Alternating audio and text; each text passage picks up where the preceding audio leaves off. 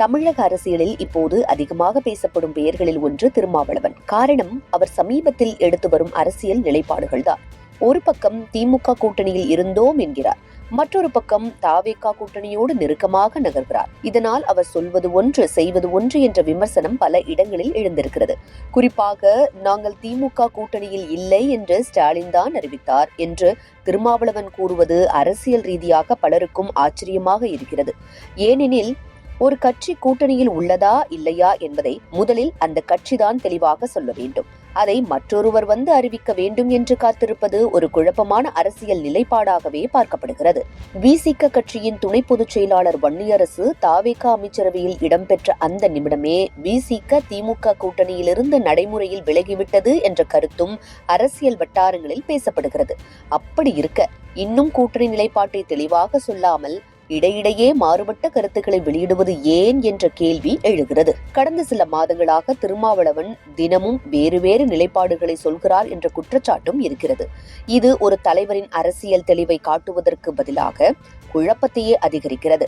அதனால் அவரை நம்பியிருக்கும் தொண்டர்களுக்கே தற்போது எந்த பாதி சரி என்ற குழப்பம் உருவாகியிருக்கிறது. அதே போன்று கள்ளக்குறிச்சி கள்ளச்சாராய விபத்தில் ஏராளமான ஏழை மக்கள் உயிரிழந்த போது மாநில அரசின் பொறுப்பை கேட்காமல் சம்பந்தமே இல்லாத வகையில் மத்திய அரசுக்கு எதிராக தீர்மானம் நிறைவேற்றப்பட்டது என்ற விமர்சனமும் எழுந்தது.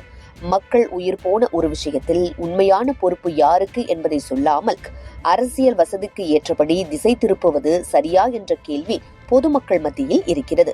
அதேபோல், காட்டுமன்னார் கோயில் தொகுதியில் ஏன் போட்டியிடவில்லை என்ற கேள்விக்கே நேராக பதில் சொல்லாமல் தவிர்க்கும் திருமாவளவனின் அணுகுமுறையும் விமர்சிக்கப்படுகிறது. ஒரு அரசியல் தலைவர் தன் முடிவுகளுக்கே தெளிவாக விளக்கம் தர முடியவில்லை என்றால் அவர் சொல்வதிலேயே மக்களுக்கு சந்தேகம் வருவது இயல்புதான். இதே நேரத்தில் வைகோவின் அரசியல் பேச்சுக்களும் மீண்டும் பேசுபொருளாகி வருகிறது.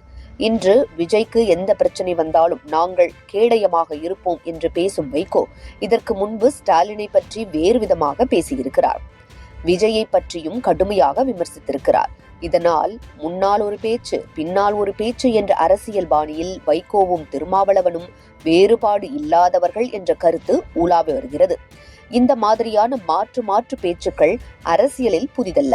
ஆனால் மக்கள் இப்போது மாறிவிட்டார்கள். யார் எந்த சூழ்நிலைக்கேற்ப என்ன பேசுகிறார்கள், யார் உண்மையாக இருக்கிறார்கள், யார் வாய்ப்புக்கேற்ப நிறம் மாறுகிறார்கள் என்பதை மக்கள் கவனமாக பார்த்து கொண்டிருக்கிறார்கள். இந்த முழு சூழ்நிலையும் ஒரு விஷயம் மட்டும் தெளிவாக தெரிகிறது. தாவேகா ஆட்சியை இந்த கூட்டணி கட்சிகள் மிரட்டி நடத்திவிடலாம் என்ற காலம் கடந்துவிட்டது. ஆதரவு தர வேண்டுமென்றால் தெளிவாக தரலாம், இல்லையெனில் விலகலாம்.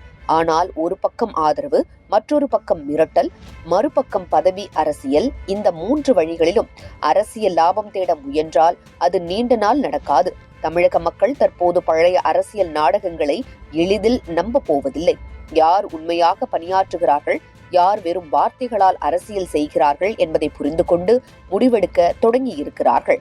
அதனால்தான் முரண்பாடுகளின் மூட்டையாக மாறிவரும் இந்த பழைய அரசியல் பாணியை மக்கள் நிராகரிக்கும் காலம் வந்துவிட்டது என்ற உணர்வு தமிழக அரசியலில் வலுப்பெற்று வருகிறது.